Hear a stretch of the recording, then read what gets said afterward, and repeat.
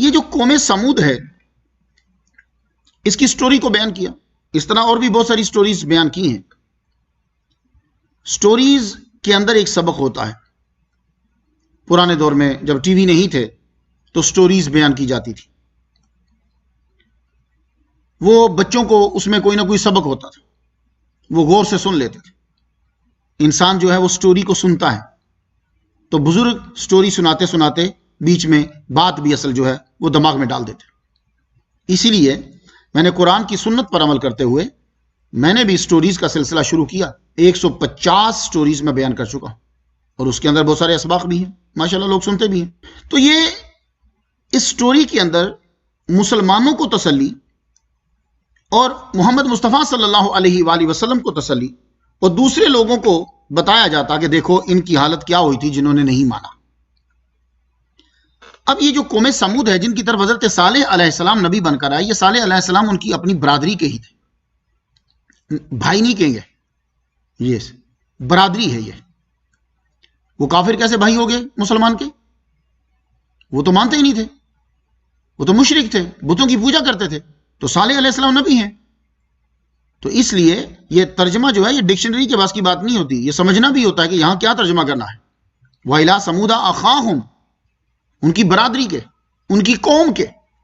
صالح علیہ السلام جو ہیں انہیں ان کی طرف بھیجا. یہ سمود جو ہوتا ہے اس کا معنی ہوتا ہے تھوڑا پانی. جن لوگوں کی سٹڈی ہے وہ سمود کے نام سے تو واقف ہوں گے نا. سمود تھوڑا پانی. یہ جس جگہ رہتے تھے یعنی حجاز اور شام کے بیچ میں, شام جسے آپ سیریا کہتے ہیں, لیکن عربی کی کتب جب آپ پڑھیں گے تو وہاں آپ کو سیریا کا نام شام ملے گا جی. تو اس لیے شام ایوننگ نہیں سمجھ لیجئے گا. تو یہ شام سیریا, اس کے بیچ میں یہ لوگ رہتے تھے. پانی ان کے پاس تب تھوڑا ہوتا تھا. تو کہتے ہیں کہ ان کے پاس پانی تھوڑا تھا, تو اس لیے ان کو قوم سمود کہنے لگ گئے کہ تھوڑے پانی والی قوم. ہو سکتا ہے ایسا ہو, لیکن میں نے جب شجرہ پڑھا ہے اس قوم کا تو ان کے شجرے میں آگے جا کر ایک ان کا فادر آتا ہے جس کا نام سمود ہے. تو یہ مجھے کچھ لگا عقل کو کہ وہ عربیوں کا اور اس علاقے میں جتنے لوگ ہیں ان کا طریقہ کیا ہوتا ہے کہ وہ اپنے شجرے میں کسی آدمی کو لے لیتے ہیں اور اس کے نام سے مشہور ہو جاتے ہیں. تو یہ قوم سمود, وہ سمود ایک آدمی ہے, اس کی اولاد جو ہے وہ آگے قوم سمود کہلاتی ہے. یہ صالح علیہ السلام نے جب ان کو دیکھا تو یہ سارے بتوں کی پوجا کر رہے ہیں. صالح علیہ السلام نے ان کو روکا. تو یہ کب کی بات ہے؟ ابراہیم علیہ السلام سے بھی پہلے کی بات ہے جی. آپ سمجھ رہے ہوں گے حضرت صالح علیہ السلام کوئی پہلے آئے ہوں گے حضور سے, کچھ نہیں. ابراہیم علیہ السلام سے بھی پہلے کے ہیں یہ. تو انہوں نے جب دیکھا کہ قوم جو ہے وہ بتوں کی پوجا کر رہی ہے تو آپ ان کو بتانے لگے, اے میری قوم اعبدوا اللہ, اللہ کی عبادت کرو. ما لکم من الہ غیرہ, اس کے سوا تمہارا کوئی معبود نہیں ہے. قد جاءتکم بینۃ من ربکم, تمہارے پاس جو ہے وہ تمہارے رب کی طرف سے واضح روشن دلیل آ گئی ہے. وہ کیا ہے؟ ھذہ ناقۃ اللہ لکم, یہ اللہ تعالیٰ کی اونٹنی. اب یہ جو قوم تھی اس قوم کے پاس فن تھا بڑا, مکان بنانے کا. یہ لوگ کیا کرتے تھے, قرآن مجید نے اسے نقل کیا کہ تتخذون من سہولھا قصورا, سہول نرم زمین کے اوپر, یہ قصورا کسر کی جمع ہے, محل بناتے تھے. وتنحتون الجبال بیوتا, پہاڑوں کو گھڑ کے گھر بناتے تھے.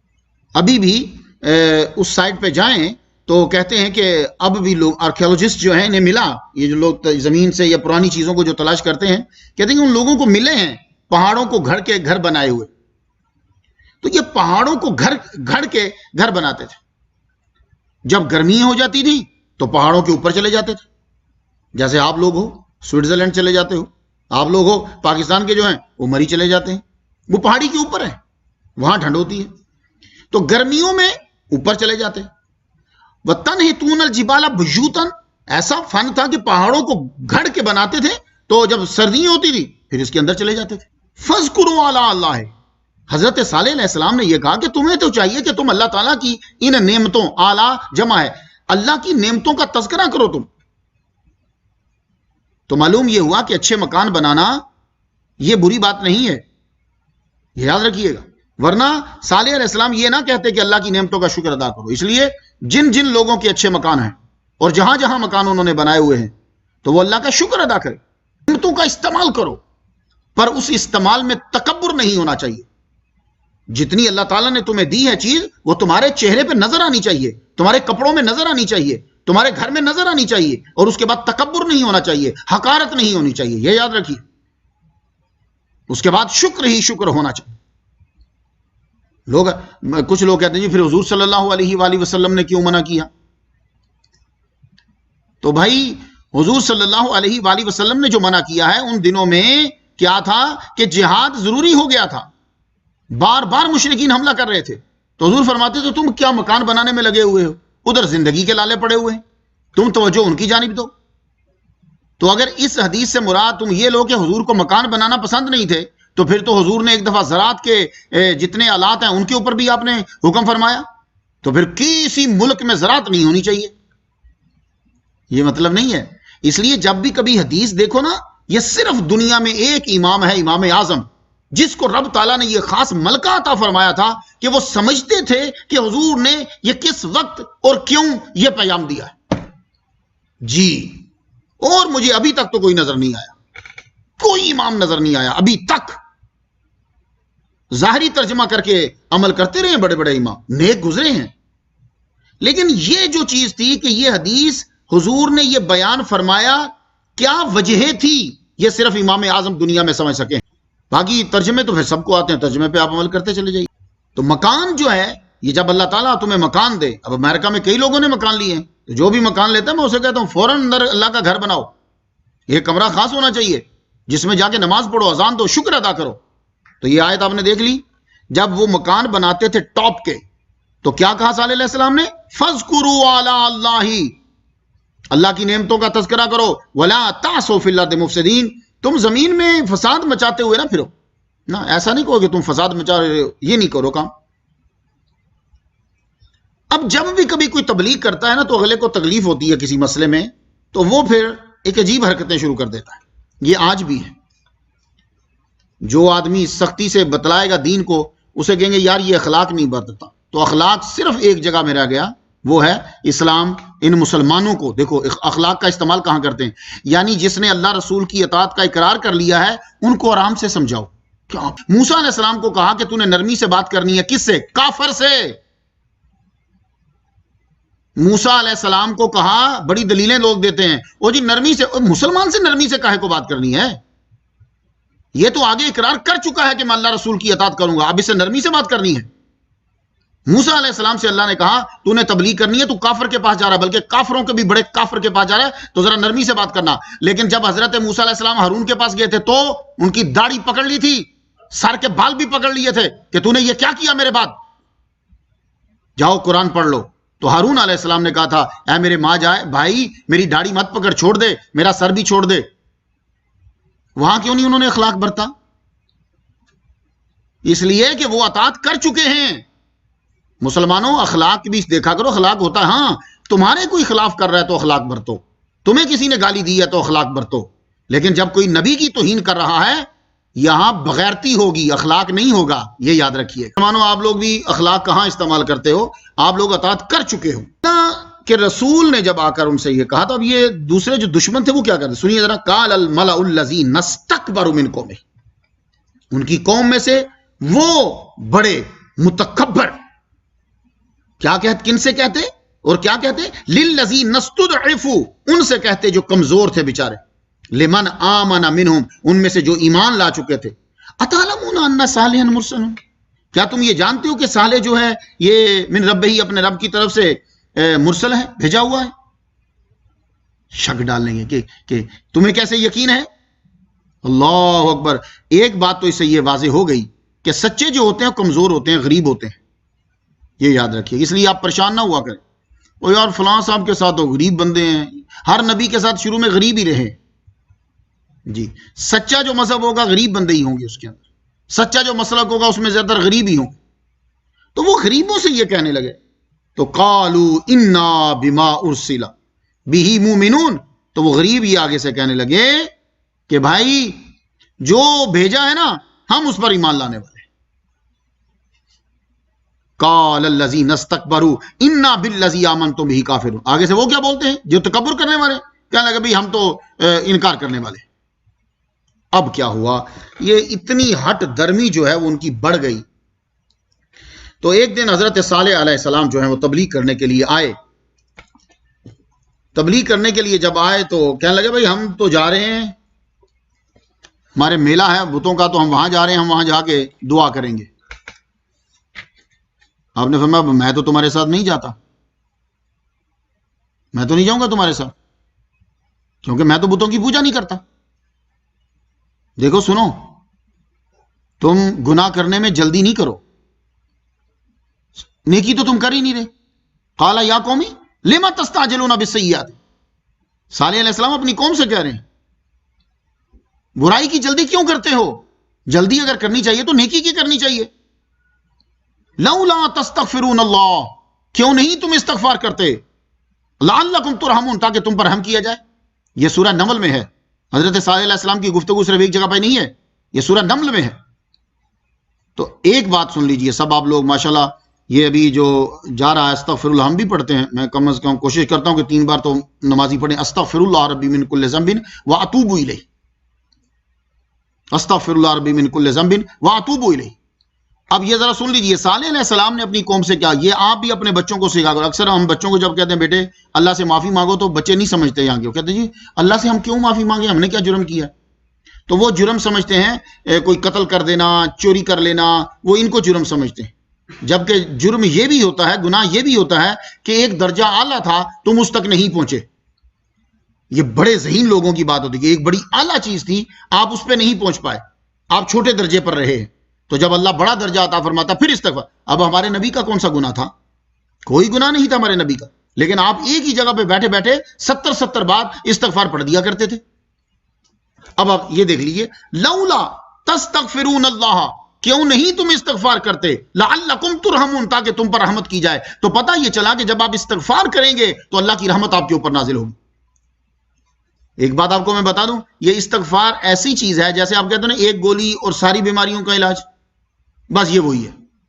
باقی ہر وظیفے کا کوئی نہ کوئی ہوگا, یہ واحد استغفار ہے. آپ اس کو پڑھتے ہو, رزق میں برکت اس میں ہوتی ہے, صحت اس کے ساتھ ہوتی ہے, اولاد میں برکت اس کے ساتھ ہوتی ہے. ایک آپ نے استغفار کرنا ہے. امام احمد بن حنبل رحمۃ اللہ علیہ, آپ کو بڑا شوق تھا حدیثیں حاصل کرنے کا, تو آپ کہیں اسی جگہ پہ گئے, وہ علاقے والے آپ کو نہیں جانتے تھے, تو آپ مسجد میں بیٹھے تو امام صاحب آئے, مولوی صاحب, انہوں نے کیا کہ آپ کو کہا جی چلے جائیے میں دروازہ بند کرنے لگا ہوں. جانتا نہیں تھا آپ کو, وہ عشاء کی نماز ہوگی, پھر تھوڑی دیر بعد آیا تو آپ اندر ہی بیٹھے ہوئے تھے. اس نے کیا وہ آپ کو ٹانگوں سے پکڑ کے گھسیٹ کے باہر لے گیا. امام احمد بن حنبل, وہ ٹانگوں سے پکڑ کے آپ کو دروازے کے, ایک آدمی گزر رہا تھا, کہنے لگا یار کیوں ایسا کر رہے ہو, یار یہ پتہ نہیں کون سا مسافر ہے, میں کہہ رہا ہوں کہ مسجد سے باہر چلے جاؤ, چیزیں چوری ہو جاتی ہیں, یہ ہو جائے. اس نے اپنا تجربہ بیان کیا. تو وہ صاحب کہنے لگے جو رستے سے جا رہے تھے, کہنے لگے اچھا یار میں ان کو گھر لے جاتا ہوں, چھوڑ دو, ایسا مت کیا کرو. وہ امام احمد بن حنبل رحمۃ اللہ علیہ کو گھر لے گیا, گھر لے جا کے کمرے میں بٹھایا, کھانا شانا کھلایا. تو ایسے ہی آپ نے پوچھا بھئی کیا حال ہے تیرا, کیا ہے, کیا کرتے ہو. کہا بس میں استغفار کرتا ہوں اور جو استغفار پڑھتا رہتا ہوں, اللہ سے میں نے جو مانگا اللہ نے مجھے وہ دے دیا, بس میری ایک آرزو باقی رہ گئی ہے. امام احمد بن حنبل پوچھنے لگے کون سی رہ گئی ہے. کہنے لگا بس میری ایک آرزو تھی کہ میں امام احمد بن حنبل کی زیارت کر لوں مرنے سے پہلے. آپ حیران رہ گئے, کہنے لگے جا پھر تیری وہ بھی آرزو آج پوری ہو گئی, دیکھ ٹانگوں سے گھسیٹ کے تیرے گھر تک ہمیں پہنچا دیا ہے. ہم مسجد میں قیام کرنا چاہتے تھے, وہ مولوی صاحب نے ہمیں باہر نکال دیا اور تیرے گھر تک پہنچا دیا. یہ ہے استغفار کی برکت. آدمی آرزو کرتا ہے رب اس کی پوری کر دیتا ہے. سنا, یہ اسباق ہوتے ہیں انبیاء کی کہانی سننے میں. تو تستغفرون اللہ لعلکم ترحمون. آگے سے قوم کیا بولتی ہے, نبی کو کہنے لگی قالوا طیرنا بکا وبمن معک, یہ جو تیرے ساتھی ہیں نا اور تو, یہ ہم نے برا شگون لیا اس سے. نعوذ باللہ نعوذ باللہ. قالا, صالح علیہ السلام بولے طائرکم عند اللہ, تمہاری بدشگونی اللہ کے پاس ہے. بل انتم قوم تفتنون, بلکہ اصل بات تو یہ ہے کہ تم فتنے میں پڑے ہوئے. انہوں نے بات نہ مانی. بیچ میں سے ایک بندہ کھڑا ہو گیا, یہ 9 بندوں کا گروپ تھا. 9 بندے تھے یہ جو بدتمیزی کرتے تھے, باقی چپ رہتے تھے, سپورٹ کرتے تھے لیکن آگے نہیں بڑھتے تھے. تو یہ اصول سب لوگ یاد کر لیجئے کہ آپ اگر کسی کو جرم پہ روکیں گے نہیں تو آپ کو سزا برابر کی ملے گی. اکثر مسلمانوں کو آج کل عادت پڑی ہے, ہمیں کسی سے کیا لگے, کرنے دو, ہم اپنا بیٹھے ہوئے ہیں, اپنا کام کرنا چاہیے. یہ عادت آ گئی ہے نا, تو جب عذاب آئے گا نا تو جتنا جرم کرنے والے کو سزا اللہ دے گا اتنی اس بندے کو بھی دے گا جس نے سمجھایا نہیں تھا دوسرے کو. تو آپ کا فرض یہ ہے کہ آپ بول دو, آگے کوئی عمل کرے نہ کرے. تو سچائی کو بولنا ہے. زیادہ سے زیادہ اگلا کیا کرے گا, آپ کو گالی دے گا, تو تم محمد مصطفیٰ سے تو بڑے نہیں ہو. یہی نا, اب میں جو بات ہوں میں کر دیتا ہوں, زیادہ سے زیادہ مجھے گالی دے گا کوئی, اور کیا کر سکتا وہ. تو ہم حضور سے بڑے تو نہیں ہیں نا. تو آپ نے بات, اب یہ اس سبق یہ بھی لینا ہے اسی واقعے سے.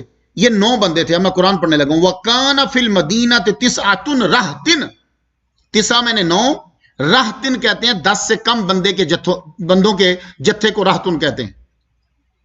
ٹھیک ہے, تو 10 سے کم جو گروپ ہوگا اس کو کہتے ہیں رہت.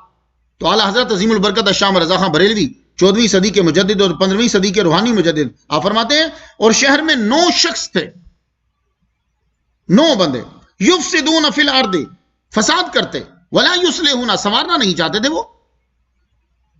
یہ 9 بندے جو تھے, ان بندوں نے کیا, ان میں سے کھڑا ہوا, اس کی نیلی آنکھیں تھیں, سرخ چہرہ تھا, اور اس کے باپ میں شبہ تھا.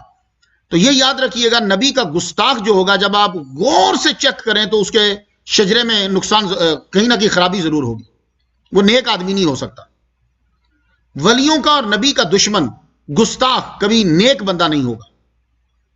ضرور اس کے شجرے میں کہیں خرابی ہے, اس کے باپ میں کہیں خرابی ہے. یہ قرآن مجید نے واضح کر دیا. حضور صلی اللہ علیہ وسلم کو جس نے مجنو کہا تھا, اللہ نے فرمایا اتلم بعد ذالک زنیم, چیک کرو اس کے خرابی ہے. وہی خرابی بالکل اللہ تعالیٰ چیک کرو, کیا اللہ نے تو کنفرم بتا دی. تو یہ بندہ جو تھا نا, یہ نبی کا گستاخ کھڑا ہوا, کہنے لگا, باقی ساتھ اس کے کھڑے ہو گئے.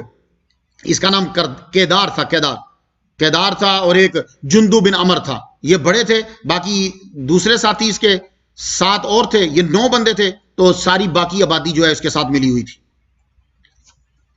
ایک بندہ پھر جندو جو تھے, یہ اس سے بعد میں ہٹ گئے. کہنے لگا جی ہم مان لیں گے آپ کو, آپ اس پتھر میں سے اونٹنی نکال دیجئے, اور اونٹنی نکلتے سار بچہ جان دے. دیکھ رہے ہیں آپ. تو انہوں نے جب یہ کہا کہ نکلتے سار ہی جو ہے وہ بچہ جان دے, آپ نے فرمایا دیکھو یہ ہو جائے گا, تم مجھ سے پرومس کرو کہ کیا تم ایمان لے آؤ گے. کہنے لگے جی ہاں ہم ایمان لے آئیں گے. آپ نے فرمایا دیکھ لو ایمان لے آؤ گے. کہنے لگے ہاں ایمان لے آئیں گے. کہا دیکھ لو معجزہ آ گیا تو اس کے بعد آپشن نہیں ہوتی, ایمان لاؤ گے. بولے جی ہاں ایمان لے آئیں گے. آپ نے جب 3 دفعہ ان سے اقرار کروا لیا تو اب آپ نے اللہ تعالیٰ سے دعا کی, اے اللہ پاک اس پتھر میں سے اونٹنی نکال دے. وہ اونٹنی نکلتے ساری بچے کو جن دے. آپ نے ادھر دعا کی, پہاڑ پھٹا, بیچ میں سے اونٹنی نکلی. جو ہی اونٹنی نکلی اس نے نکلتے ساری بچے کو جنا, اور بچہ بھی اونٹنی کے برابر, جتنی اونٹنی اسی سائز کا بچہ لوگوں کے سامنے آ گیا. تو جو سردار تھے جندو بن عمر, وہ اور ان کی فیملی اسی وقت مسلمان ہو گئی. کیوں؟ ان کا شجرہ ٹھیک تھا, ان کے ماں باپ نیک تھے. وہ کیدار جو تھا وہ اور دوسرے بندے وہ پھر بھی مسلمان نہ ہوئے, ایمان نہیں لائے. اب صالح علیہ السلام نے یہ کہا, سنو یہ معجزہ ہے, اونٹنی جو ہے تم نے خود طلب کیا ہے, اب سارے کے سارے غور سے سن لو. ایک دن یہ پانی پیے گی تمہارا پورا, کیونکہ پانی وہاں کم تھا, یہ پانی پورا پیے گی. دوسرے دن تم پانی پیو گے, اور جس کی فصل میں یہ چلی جائے, جتنا یہ کھائے تم اسے روک نہیں سکتے. اگر کسی نے اس کو برے ارادے سے چھوا یا کچھ تنگ کیا, اس پر عذاب آ جائے گا. اب ہوتا کیا تھا, وہ اونٹنی جاتی, پورے دن کا پانی وہ پی جاتی, ان کے لیے پانی نہیں بچتا. فصل پہ جب جاتی تو فصل کھا جاتی. کئی معجزہ ہے یہ. اب اس کا کھانا اور یہ ساری چیزیں, لیکن یہ تھا کہ جو دودھ دیتی تھی, دودھ پوری قوم کو کافی ہوتا تھا.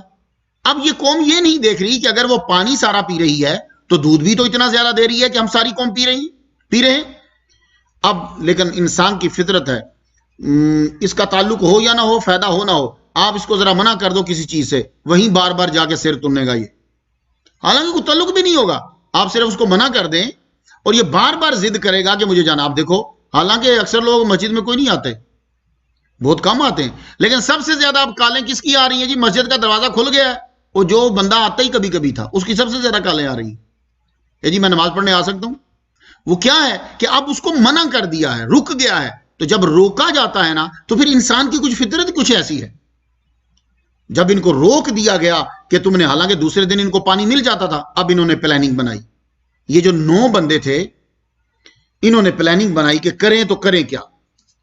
انہوں کا اس طرح کرتے ہیں کہ ہم لوگ اونٹنی کی کونچے کاٹ دیتے ہیں، اونٹنی کو مارنے کے بعد صالح علیہ السلام کو قتل کر دیتے ہیں۔ اب میں قرآن پڑھنے لگا ہوں، ذرا سنیے گا، یہ سورہ 19ویں پارے سے پڑھتا ہوں۔ قالوا تقاسموا باللہ، انہوں نے آپس میں اللہ کی قسمیں اٹھائیں، لنبیتنہ واہلہ، ہم رات کو چھاپا مار کے صالح علیہ السلام کو، واہلہ، اس کی فیملی کو قتل کر دیں گے، ثم لنقولن لولیہ ما شہدنا مہلک اہلہ، پھر ہم کہہ دیں گے ان کے ورثاء کو کہ قتل کی جگہ پہ تو ہم تھے ہی نہیں۔ یہ اکثر کہہ دیتے ہیں یہ ہمارے پاس ٹکٹ ہے، ہم یہاں ہی نہیں تھے، ہم وہاں کہیں گئے ہوئے تھے۔ اب 2 باتیں اس میں دیکھو، پہلی کہ آپس میں انہوں نے اللہ کی قسمیں اٹھائیں، تو اس کا مطلب ہے کہ یہ اللہ کو مانتے تھے، تو اللہ کو ماننا آپ کے لیے کافی نہیں ہے، یہ سارے غور سے سن لیں، اللہ کو تنہا ماننا کافی نہیں ہے، اللہ کو ایک ماننا کافی ہے، پھر ایک ماننا بھی آپ کے لیے ذریعہ نجات نہیں ہے جب تک آپ اس کے نبی کی عزت نہ کریں۔ شیطان سے کیا خرابی ہوئی آپ بھی مجھے بتا دیجئے؟ 3 کروڑ سال اس نے نمازیں پڑھی ہیں، اور اس کی نمازوں میں کوئی ٹائم کی آگے پیچھے بھی نہیں ہے، اور بڑے خلوص سے پڑھتا رہا ہے۔ تو مسئلہ کہاں بنا تھا؟ اللہ کو ایسا مانتا ہے کہ آج تک میں نے نہیں دیکھا پورے سعودی عرب میں کہ کوئی شیطان جیسا اللہ کو مانتا ہو، کہ اس نے آدم کو سجدہ ہی نہیں کیا، تو اس کا بھیڑا گرک کہاں سے ہوا؟ قیامت تک لانتی کہاں سے ہوا؟ نبی کی گستاخی کر کے کہتا ہے کہ یہ مٹی سے ہے، میں آگ سے ہوں، میں اس سے افضل ہوں۔ تو پتہ چلا مسئلہ اللہ کا نہیں ہے، اللہ کو سب مانتے ہیں۔ جائیے جا کے، میرا چیلنج ہے، آپ ہندوؤں کو دیکھ لو، سکھوں کو دیکھ لو، یہودیوں کو دیکھ لو، عیسائیوں کو دیکھ لو، سارے باطل فرقوں کو دیکھ لو، اللہ پہ لڑائی نہیں ہوتی، اللہ کو سب مانتے ہیں۔ فرق وہاں سے ہوتا ہے جب مصطفیٰ کی باری آتی ہے، جب نبی کی باری آتی ہے، وہ نبی کو اس طرح نہیں مانتے جیسے اللہ کہتا ہے۔ یہ دیکھ لو، اللہ کی قسم اٹھا رہے ہیں، میں سورہ 19 پارے، اللہ کو مانتے ہیں پر نبی کے ساتھ بدتمیزی کر رہے ہیں، تو کہتے ہیں کہ ہم رات کو چھاپا ماریں گے اور نبی کو مار دیں گے۔ تو پہلے اب انہوں نے اونٹنی کو مارنا تھا۔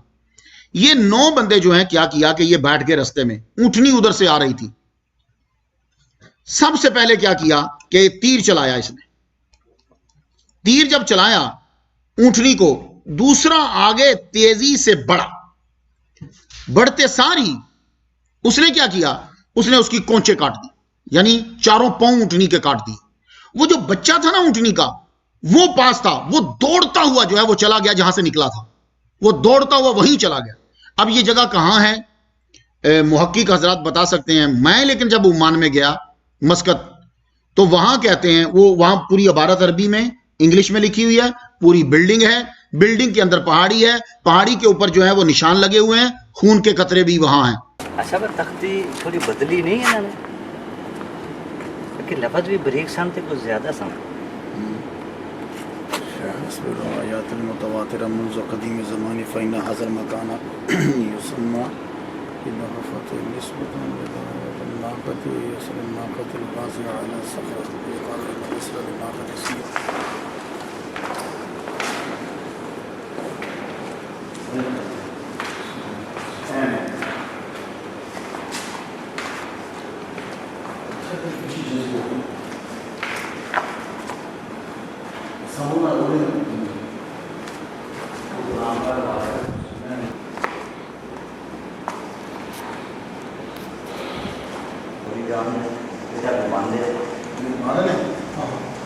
اچھا ایسے بارے سے جنرل 10 سال ہو گئے دیکھو رکھیں ایسے کسی نے کہ اس طرح نہیں ہوتا نہ ہے یہ لوگ کیا کریں خون ہے بس اس نے بھی اگر کلر تو نہیں ہو رہے غلط فارغ ہو گیا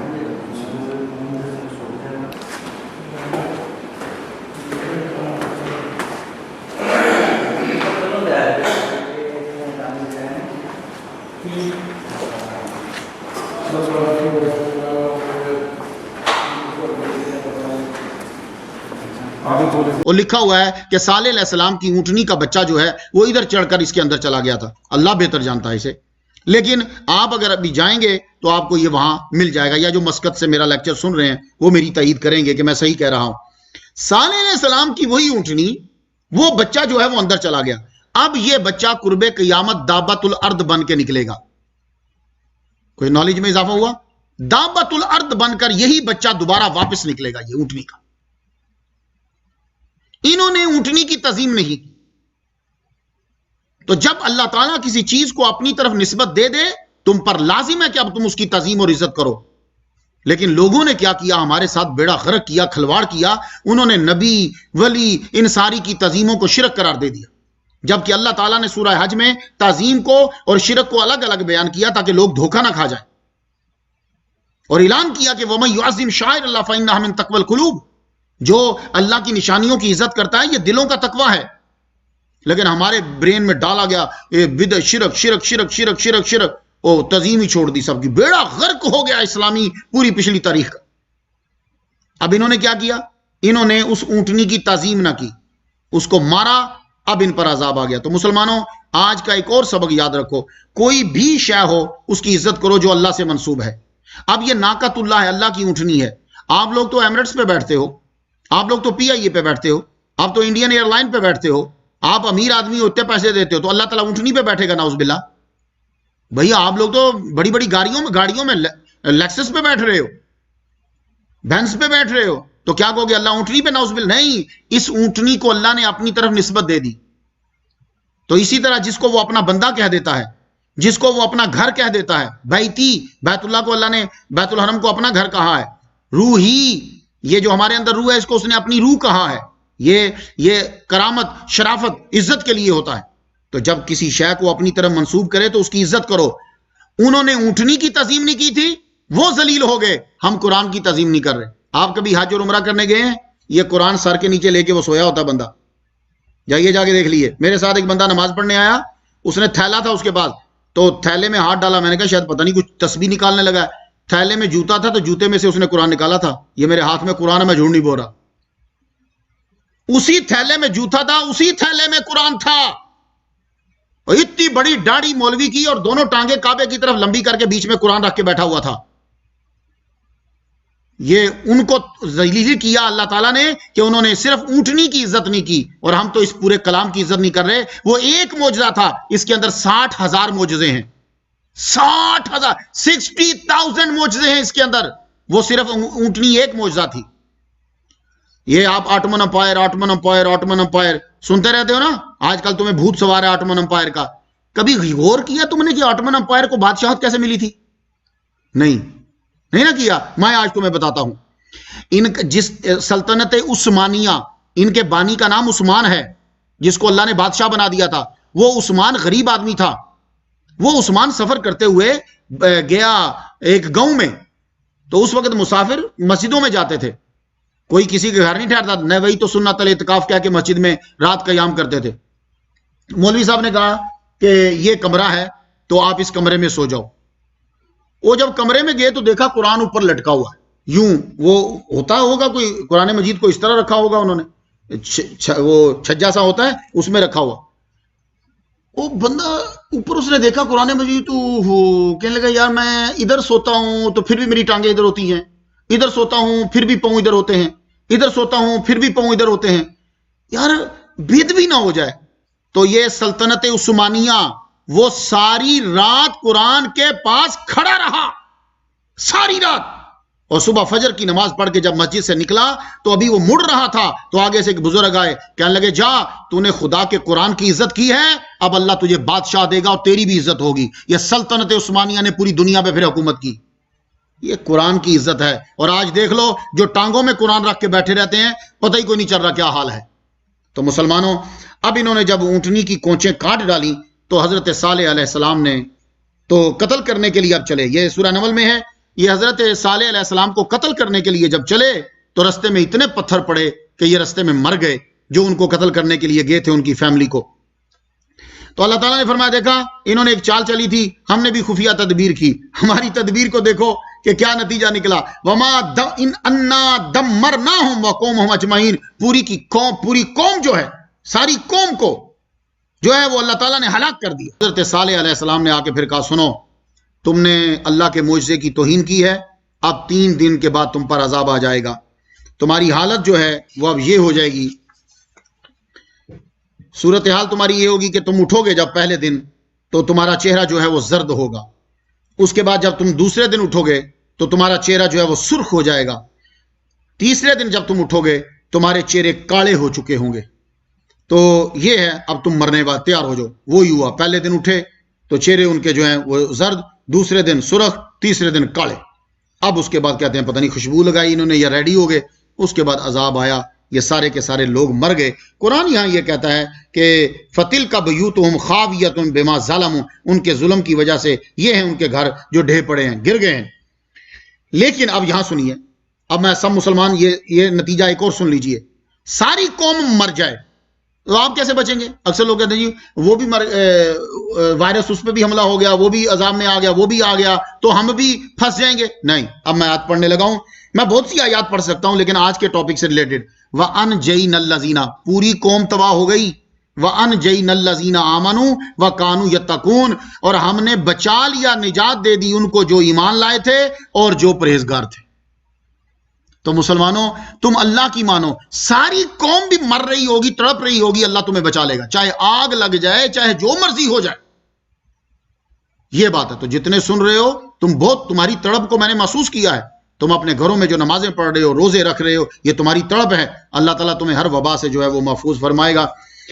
اب ان میں سے ایک بندہ بچ گیا، ایک بندہ ان میں سے وہ مکے آیا ہوا تھا، اس کا نام تھا ابو رغال، وہ مکے میں تھا اس لیے اس پر عذاب نہیں آیا، وہ بندہ مکے سے نکل کے طائف پہنچا تو مر گیا۔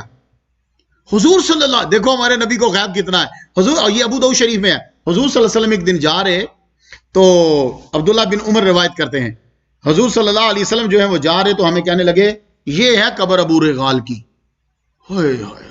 واہ حضرت کروڑوں رحمتیں تجھ پر، تو ہمارے ایمان کو، عقیدت کو بچا گیا۔ کہاں ابراہیم علیہ السلام سے پہلے کا بندہ مرا ہوا، اور حضور فرما رہے، ابو داؤد میں ہے، یہ ہے ابو رغال کی قبر جو حرم میں چلا گیا تھا جب عذاب آیا تھا، پھر مر گیا، اس کی نشانی یہ ہے تم اس کی قبر کھودو، ساتھ تمہیں ایک شاخ ملے گی سونے کی بنی ہوئی ٹہنی ملے گی۔